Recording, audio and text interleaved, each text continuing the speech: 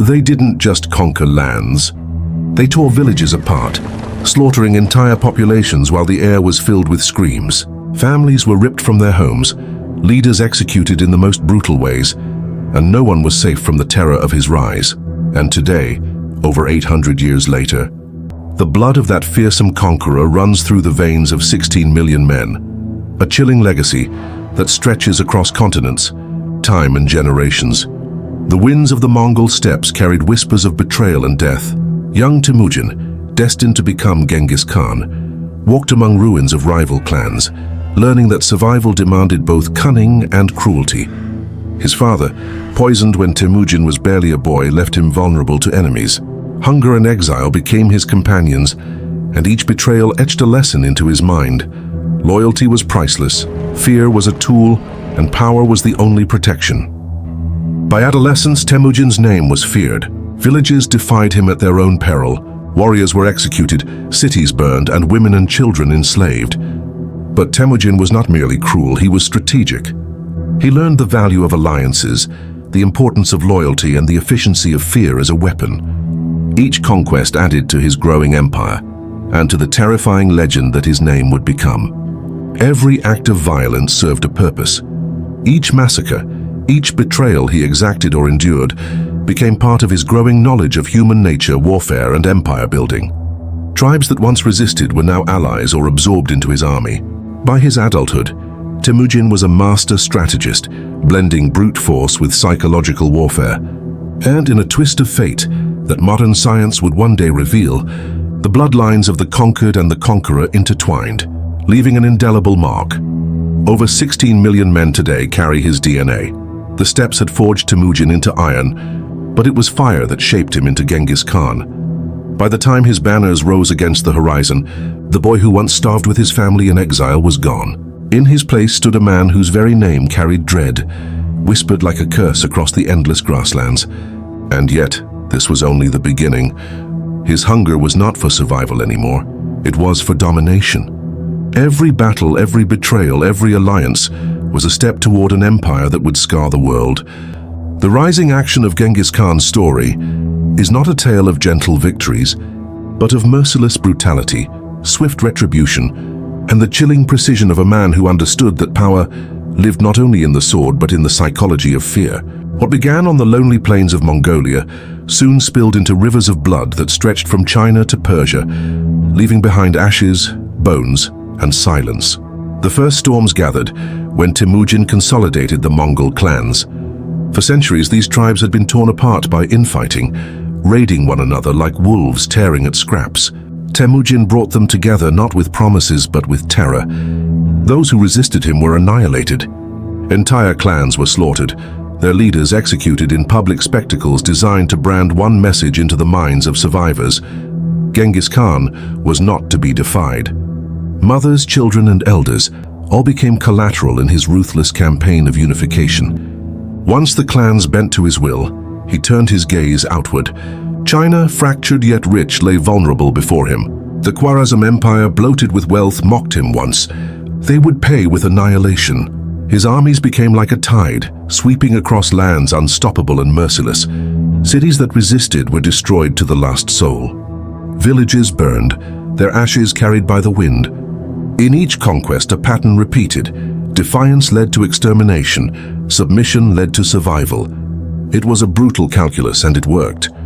The punishments he unleashed on those who opposed him were not random acts of cruelty, they were deliberate weapons of terror.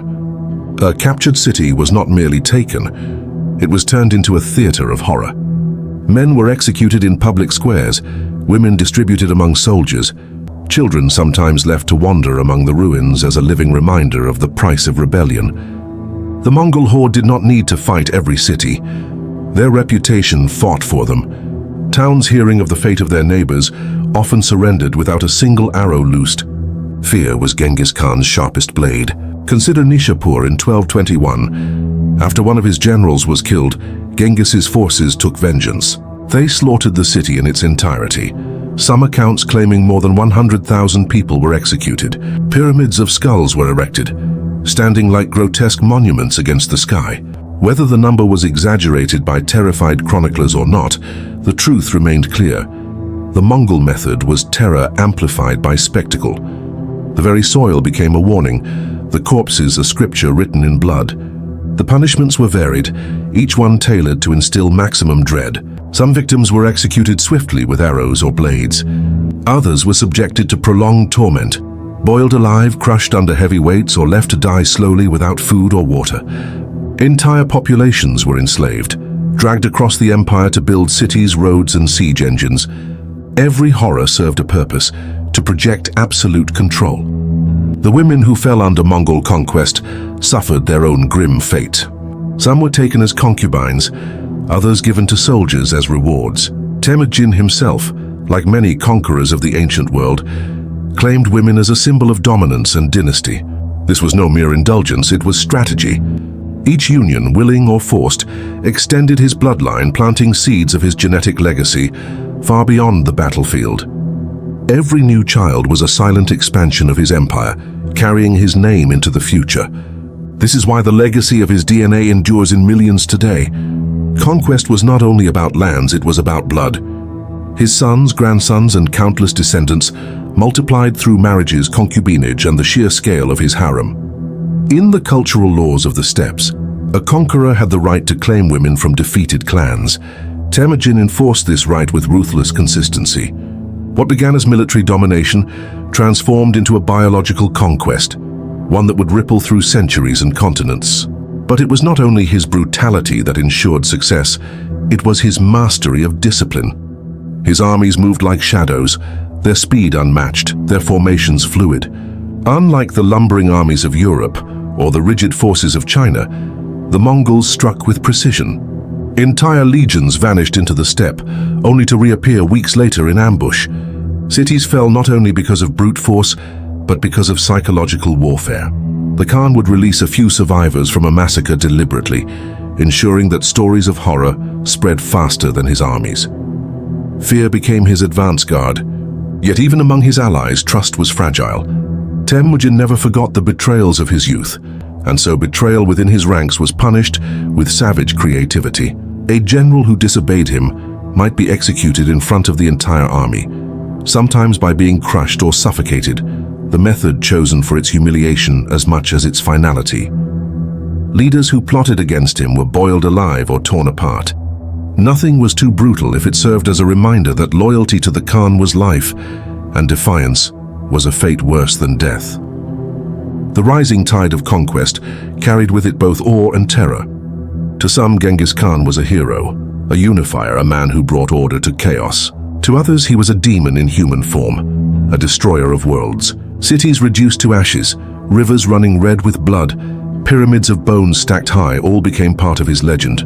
His punishments and executions were not just acts of vengeance, they were the architecture of empire. By the time the Mongol armies thundered westward, reaching into Persia, Russia, and even the edges of Europe, the world had already begun to tremble.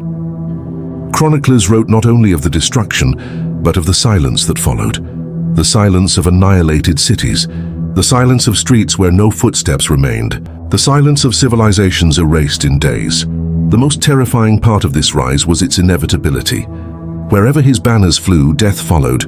No emperor, no king, no city-state could halt the storm. And as his empire grew, so did his bloodline. Every conquest was both a grave and a cradle. Graveyards for the conquered, cradles for the children born of conquest. This dual legacy of death and life is what makes Genghis Khan unlike any figure in history. The rising action of his story is not measured in battles won, but in lives extinguished and bloodlines created. From the deserts of Central Asia to the fields of Eastern Europe, the name of Genghis Khan became synonymous with both terror and destiny. His cruelty ensured obedience. His strategies ensured victory. His desire ensured progeny, and in the wake of his armies, a paradox emerged. An empire carved out of death, yet one that lived on through the veins of millions. This was the storm before the climax, the relentless rise of a man who believed the world itself was his inheritance. Every punishment, every conquest, every child born of conquest was a step toward immortality. Not immortality of the soul nor of monuments, but of blood. And that blood flows still, The battlefield was a living nightmare. Swords clashed, arrows pierced the sky, and cities burned in the distance. Temujin led his warriors from the front, striking fear into all who opposed him. Captured enemies faced punishments that defied imagination.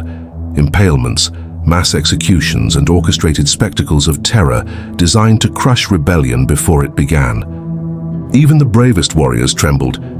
Temujin's genius lay not only in conquest, but in the psychological grip he maintained over the defeated.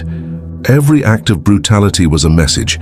Every city destroyed a warning. By the time the dust settled, his empire stretched wider than any had imagined, and his personal legacy was cemented in the genes of millions. 16 million men, carrying his blood across continents and centuries. Temujin's death did not end his influence. His empire fragmented, but left enduring legacies in politics, culture, and bloodlines. Modern DNA studies revealed a staggering truth. The lineage of Genghis Khan survives today, embedded in over 16 million men, proof of a conqueror whose reach extended far beyond his life. The Mongol Empire reshaped Asia and Europe, demonstrating that fear, strategy, and ambition can leave permanent marks on history. Temujin's story is not just one of cruelty, but of a mind that understood power in its most primal and effective forms. Millions carry within them the silent echo of his campaigns. Families, nations, and entire populations were irrevocably changed. The lessons of his conquests, loyalty, strategy, ruthlessness, continue to resonate in military and political thought. His name endures not merely as legend, but as a living testament to human ambition and the terrifying potential of unchecked power.